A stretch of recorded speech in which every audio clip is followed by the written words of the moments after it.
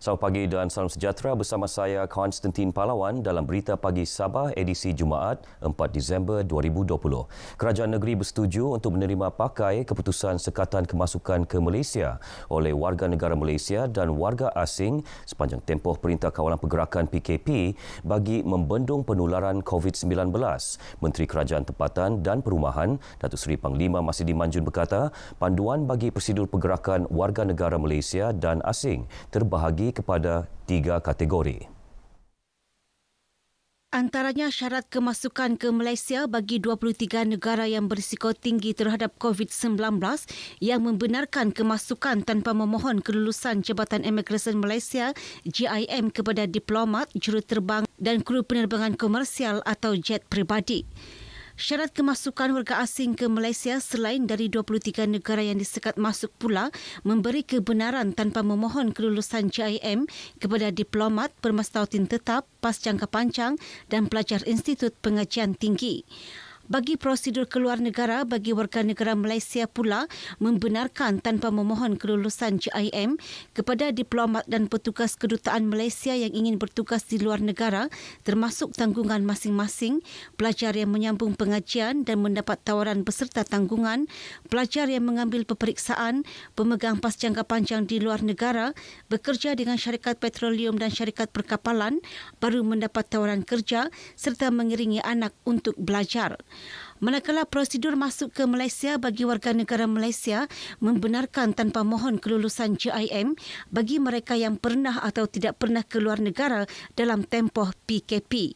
Dalam pada itu, 310 kes positif baharu di Sabah semalam menjadikan jumlah kumulatif 29,577 kes. 2 kes kematian dilaporkan iaitu di Sandakan. Bulan Sabit Merah Malaysia BSMM Sabah telah mengumpul 6,060 pain darah melalui program derma darah COVID-19 yang dilaksanakan di seluruh negeri ini sejak Mac lepas. Darah berkenaan dikumpul melalui 147 program derma darah yang diadakan di 23 daerah negeri ini. Timbalan Pengerusi Program Darah BSMM Negeri Sabah, Leslie Chan Bonsiang berkata, jumlah darah yang dikumpul melibatkan lebih 6,000 penderma di seluruh Sabah. Beliau yakin BSMM mampu mengumpul lebih 7,000 pain darah sehingga penghujung tahun ini. Beliau berkata demikian ketika dihubungi pemberita RTM di Kota Kinabalu. Leslie berkata, 3,553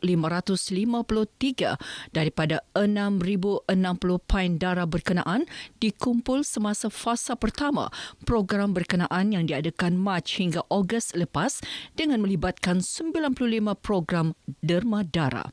Sehingga hujung tahun ini, 23 lagi program derma darah akan dilaksanakan di beberapa daerah di Sabah melibatkan 300 sukarelawan.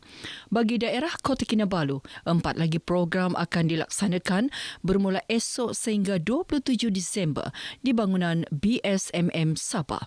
Sehubungan itu, Leslie meminta penduduk Sabah agar menderma darah bagi menampung bekalan darah yang agak kritikal di Hospital Queen Elizabeth I, Hospital Kudat dan Tuaran serta menegaskan pengendalian derma darah mengikut prosedur operasi standard SOP yang ditetapkan. 1,500 bakul makanan akan diagih-agihkan kepada penduduk di kawasan Parlimen Libaran yang terkesan akibat penguatkuasaan Perintah Kawalan Pergerakan Bersyarat PKPB. Bantuan disalurkan menerusi Pejabat Ahli Dewan Undangan Negeri Adun Dilantik, Jafari Waliam.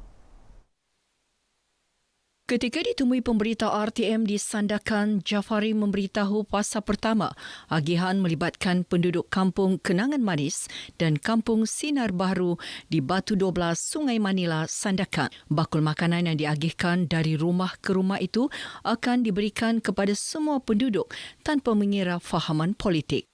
Kalau mungkin ada terlepas pandang daripada kami, pihak kami, saya minta mungkin boleh datang ke pejabat saya atau berhubung dengan setiausaha saya untuk mendapatkan bakul makanan. Kita tidak mau macam ada 180, kita bagi dalam 100 buah rumah. Kita untuk kerajaan yang ada sekarang ini yang begitu prihatin kepada rakyat, kita akan agihkan setiap rumah. Selain penduduk kampung, bantuan turut diagihkan kepada beberapa pertubuhan bukan kerajaan, NGO, penggerak komuniti negara kawasan Sandakan dan Beluran serta agensi kerajaan termasuk RTM Sandakan. Bekas juara Bina Badan Mr. Malaysia Justin Sompong yang dilaporkan tidak sihat diziarahi Menteri Belia dan Sukan Sabah Datuk Elron Angin di kediamannya di Papar. Ketika menziarahi, Datuk Elron memberi sumbangan ikhlas kepada bekas jaguh Bina Badan tanah air ini selain memberikan kata-kata semangat dan sokongan kepada beliau.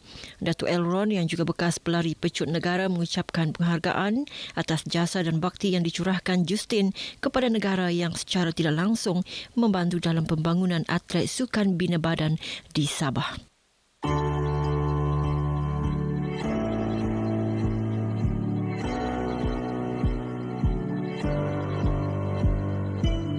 Harapan saya dalam bajet harapan 2021 ini agar dapat memberikan insentif menarik terutama sekali kepada bidang kepada kaum wanita.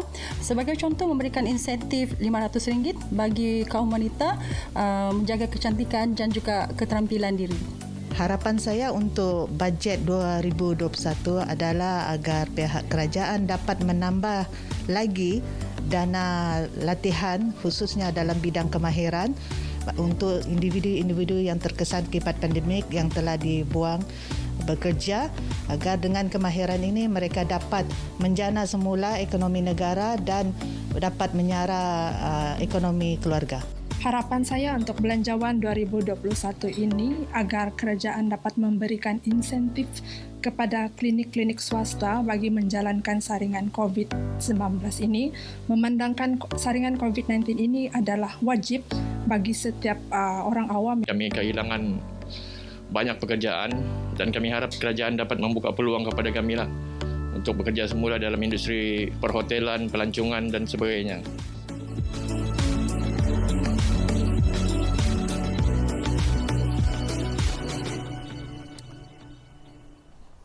Penjawat awam perlu memainkan peranan lebih aktif dan agresif membantu usaha membasmi rasuah dalam kalangan anggota perkhidmatan awam. Selain itu, penjawat awam juga perlu bertindak sebagai agen basmi rasuah dengan tampil melaporkan individu yang cuba memberi rasuah serta melaporkan perbuatan rasuah dalam jabatan. Pengarah Suruhanjaya Pencegahan Rasuah Malaysia SPRM Negeri S. Karunaniti berkata, tindakan berani penjawat awam tampil melaporkan sebarang perbuatan rasuah dalam jabatan dapat membantu SPRM membantras amalan berkenaan daripada berleluasa. Jelasnya penjawat awam tidak perlu khawatir tentang keselamatan diri apabila membuat laporan kerana ia adalah rahsia dan dilindungi di bawah Akta Perlindungan Pemberi Maklumat 2010 dan Akta Perlindungan Saksi 2009 selain diberi pengiktirafan sekiranya individu yang dilaporkan sabit kesalahan di mahkamah.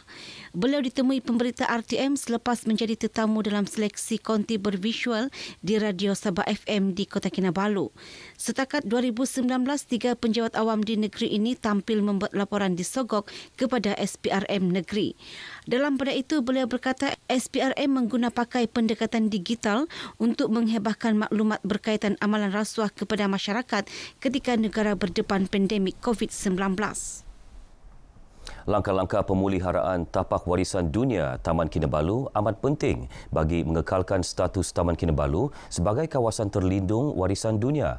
Tapak warisan dunia Taman Kinabalu merupakan identiti dan kebanggaan rakyat Sabah wajar dipelihara agar bukan hanya dikongsi bersama masyarakat dunia, malah generasi akan datang. Setiausaha Tetap Kementerian Pelancongan Kebudayaan dan Alam Sekitar Sabah, Dr. Jamili Nais berkata demikian ketika melancarkan webinar sambutan ulang tahun pengisytiharan Taman Kinabalu sebagai tapak warisan dunia secara maya. UNESCO mengisytiharkan Taman Kinabalu sebagai tapak warisan dunia pada 2 Disember 2000. Pada 18 Mac 2020, Taman Kinabalu diisytiharkan sebagai geopark kebangsaan. Proses permohonan juga sedang dibuat kepada UNESCO untuk membolehkan Taman Kinabalu diwartakan sebagai Global Geopark Kinabalu. Dana sokongan bagi sektor seni, budaya, hiburan dan industri penganjuran acara sebanyak 190 juta melalui Pelanjana Semula Ekonomi Negara Penjana menjadi titik permulaan ekonomi pemain industri berkenaan bangkit susulan pandemik COVID-19. Pengerusi Music Rights Sabah Berhad Asmin Mudin berkata dana khas dan sokongan itu akan memberi manfaat dan kelegaan kerana membantu merangsang semula ekonomi industri seni kreatif merangkumi filem, iklan, muzik dan sebagainya. Saya secara peribadi mengucapkan terima kasih kepada Kerajaan Persekutuan kerana belanjawan 190 juta itu untuk industri kreatif di seluruh negara itu adalah salah di antara yang terbesar ini kita bawa kerajaan yang ada sekarang ini betul komited terhadap pembangunan seni kreatif. Menurut Asmin, kira-kira 70% penggiat seni hampir atau hilang punca pendapatan akibat COVID-19.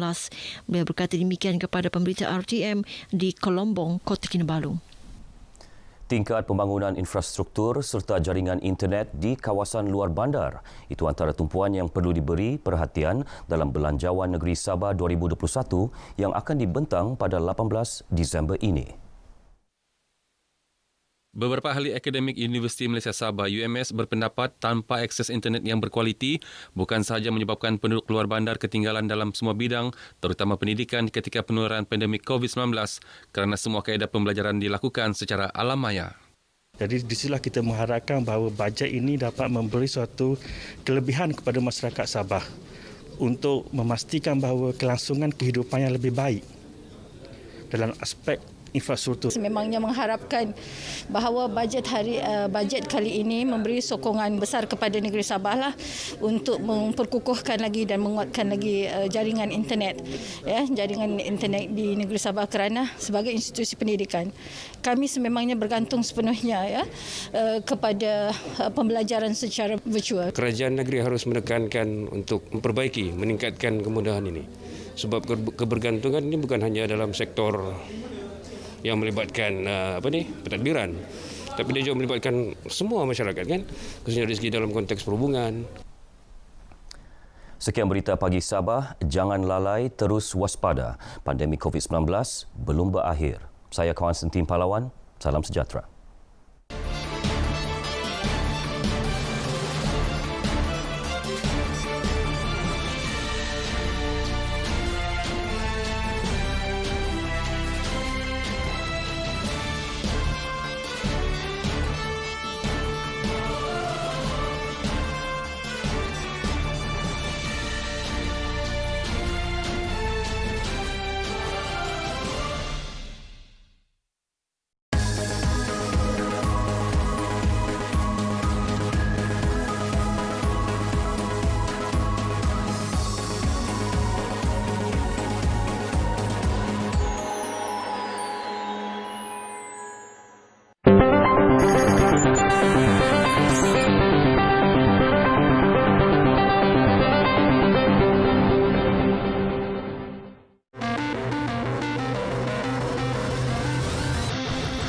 Bagi menggalakkan rakyat mendapatkan vaksinasi mencegah penularan penyakit, kerajaan bersetuju untuk meluaskan skop pelepasan cukai bagi perbelanjaan rawatan perubatan meliputi perbelanjaan vaksinasi seperti pneumokokal, influenza serta COVID-19.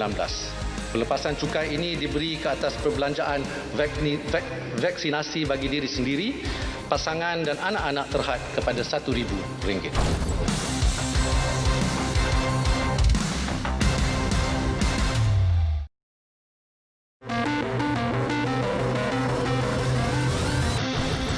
Kerajaan akan melaksanakan skim jaminan penjanaan pekerjaan jana kerja yang melibatkan penyediaan 500,000 peluang pekerjaan baharu termasuk pelbagai program peningkatan kemahiran dan latihan semula melalui perbelanjaan kerajaan sebanyak RM3.7 bilion.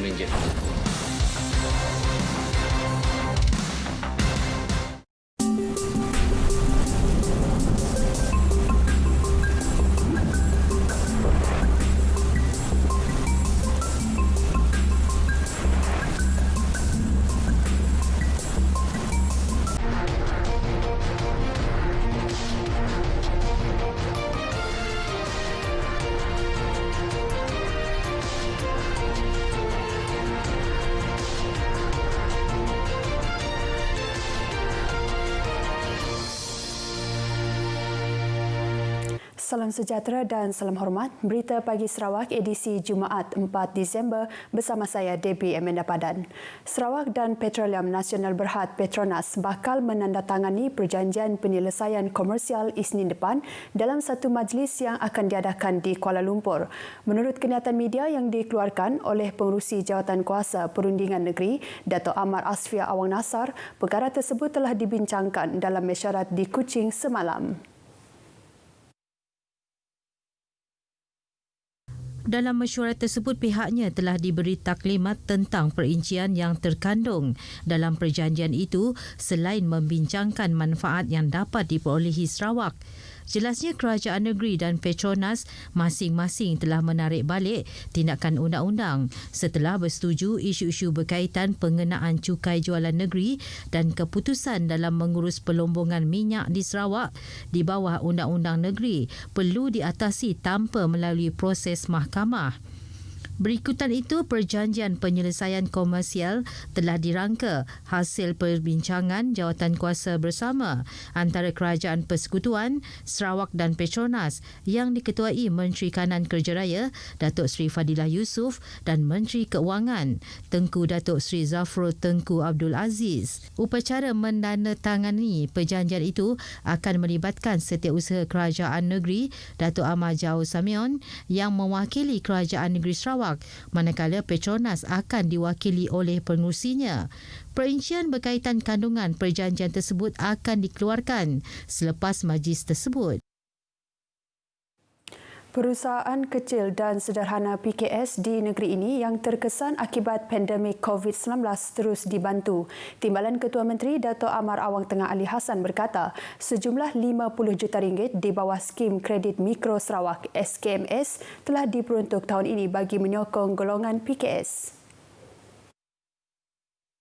Jelas Dato' Amar Awang Tengah dianggarkan 70% pengusaha dan peniaga di bawah PKS akan mengalami kerugian disebabkan COVID-19.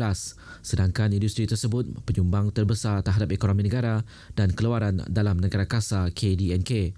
Jelasnya selain pakej prihatin dan bencana yang diberikan Kerajaan Pusat di bawah Perikatan Nasional untuk membantu PKS Sarawak melalui 4 pakej bantuan khas Sarawak Ku Sayang dengan peruntukan RM1.74 bilion turut menekankan golongan itu. Beliau bercakap demikian dalam ucapannya pada program Juh Register Bisnes Sarawak Ku Sayang di Dewan Suara Limbang. Mengulas lanjut mengenai SKMS, beliau menyatakan pengusaha dan peniaga PKS perlu memohon skim tersebut dan terbuka kepada semua kaum. Menurutnya lagi, bagi permohonan yang dibuat dan diluluskan sebelum penghujung tahun ini, mereka bakal menikmati bayaran pinjaman tanpa faedah selama 3 tahun setengah. Bagi membangunkan PKS, dana tambahan RM50 juta lagi untuk skim sama diperuntukkan untuk tahun depan. Projek mendalamkan laluan sungai di Kuala Baramiri akan dipercepatkan untuk mengatasi masalah kesesakan lalu lintas di sungai itu ketika ini. Menteri Pengangkutan Dato' Lee Kim Shin memberitahu permasalahan itu akan dikemukakan kepada Kementerian Infrastruktur dan Pembangunan Pelabuhan. Dato' Lee Kim Shin dalam kenyataan menerusi Unit Komunikasi Awam Sarawak UKAS berkata projek itu melibatkan kerja-kerja mengorek dasar sungai sehingga 8 meter. Ia amat kritikal bagi membolehkan kapal besar dan kapal kargo yang berkapasiti 10,000 tan melalui sungai itu dan berlabuh. Dalam pada itu, beliau juga berkata projek pembinaan terminal baru di Kuala Baram sedang giat dilaksanakan. Apabila siap kelak pada pertengahan tahun hadapan, terminal baru itu dapat mengatasi masalah kesesakan pekerja minyak dan gas luar pesisir. Untuk rekod, kira-kira 2,000 pekerja minyak dan gas luar pesisir menggunakan terminal yang ada setiap hari dan kira-kira 1,000 kapal kontena melalui sungai Kuala Baram sebulan. Kerajaan negeri meluluskan dana berjumlah RM39.4 juta untuk pemasangan sistem panduan navigasi atau Aids to Navigation ATON di Pelabuhan Tanjung Manis bagi memberikan panduan navigasi kepada kapal-kapal yang menggunakan pelabuhan tersebut. Menurut Menteri Muda, Infrastruktur dan Pembangunan Pelabuhan, Dato' Julahi Narawi, pemasangan ATON ini merupakan salah satu syarat yang dikendaki oleh International Association of Marine Aids to Navigation and Lighthouse Authorities. Jelasnya pemasangan sistem baharu ini akan meningkatkan tahap keselamatan industri perkapalan dengan menggunakan navigasi sistematik sekaligus memendekkan masa pusingan. Sistem ini juga membantu mengawal selia pergerakan keluar masuk kapal dari kawasan pelabuhan pada waktu malam selain mempertingkat tahap keyakinan komuniti perkapalan antarabangsa memilih untuk berhenti atau transit di pelabuhan Tanjung Manis. Kita jangka ianya akan siap pada suku pertama tahun 2022. Jadi ini untuk melengkapkan lagi lah kemudahan yang ada di pelabuhan Tanjung Manis. Datuk Julaihi ditemui media selepas melakukan lawatan kerja ke Pelabuhan Tanjung Manis. Tambah beliau, Pelabuhan Tanjung Manis telah mengendalikan 1.48 juta tan kargo setakat Oktober lalu berbanding 1.97 juta tan pada tempoh sama tahun lepas, iaitu penurunan kesan daripada pandemik COVID-19. Kes seludup pelbagai barangan menerusi pelabuhan-pelabuhan di negeri ini merekodkan jumlah tertinggi berbanding laluan sempadan dalam tempoh pandemik COVID-19. Pengarah Kastam Diraja Malaysia JKDM Sarawak Herman Shah Abdullah memaklumkan ia terbukti dengan 2 operasi serbuan di Pelabuhan Bintulu dan Pelabuhan Rajang Sibu baru-baru ini. Bukan dari sempadan, dari pelabuhan. Jadi ada operasi kita baru-baru ini di Bintulu, kita telah merampas barangan bernilai 1 juta lebih lah, dengan cukai dalam 200 lebih ribu, iaitu chicken wing, chicken parts dan chicken wing. Dan juga dalam operasi yang sama di Sibu pun kita merampas lebih kurang 1 juta lebih juga value of goods, pelbagai barang lah, termasuk rokok dan bir ada juga dalam.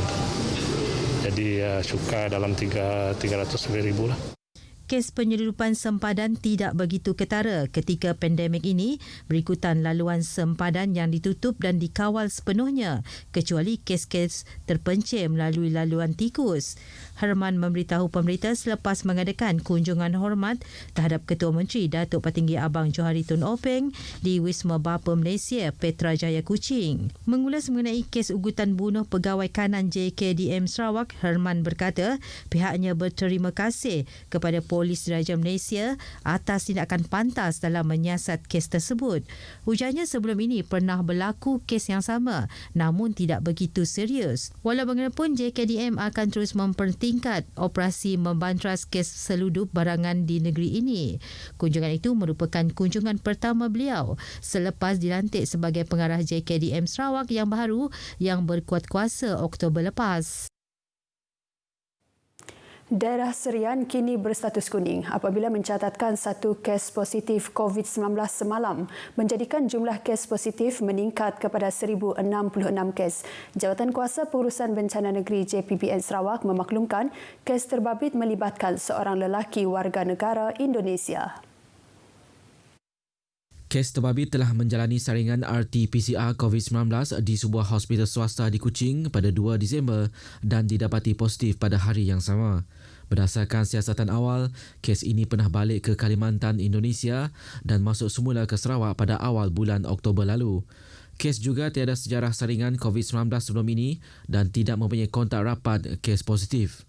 Kes ini dikategorikan sebagai kes jangkitan tempatan berdasarkan sejarah kemasukan kes ini ke Sarawak iaitu melebihi tempoh sebulan.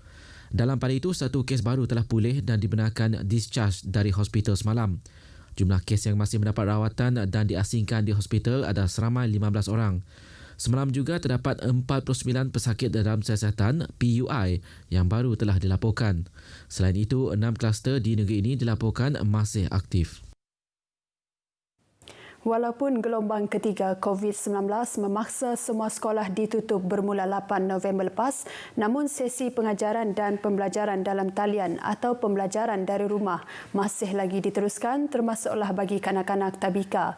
Namun hakikatnya kanak-kanak tabika begitu merindui watak sebenar guru yang mengajar mereka di kelas. Situasi ini diakui sendiri ibu salah seorang kanak-kanak tabika kemas di Sri Aman, Corina Nelson Wright. Menurut Corina, walaupun ibu bapa boleh membimbing mereka di rumah, namun anak-anak tidak menunjukkan minat untuk belajar berbanding di dalam kelas. Anak saya tidak berapa minat apabila saya mengajar. Mereka lebih merindui watak cikgu dia.